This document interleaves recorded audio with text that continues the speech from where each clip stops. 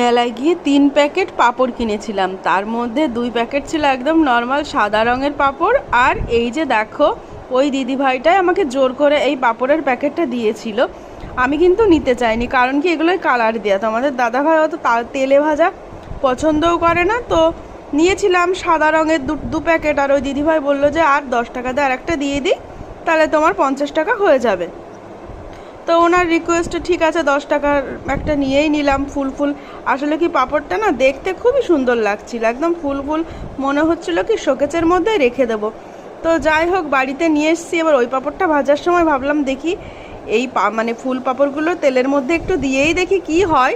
ওমা, দিয়ে দেখি দেখো কি সুন্দর কালারফুল কালারফুল হয়েছে, একদম সেই পুজো করার মতো ফুলগুলো, তাই না? এ খাবো না রেখে দেবো এটাই ভাবছি। বলো তো খেতে যেন কেমন লাগছে, মনে হচ্ছে একদম সুন্দর করে ফ্লাওয়ার ভাসে সাজিয়ে রেখে দিই।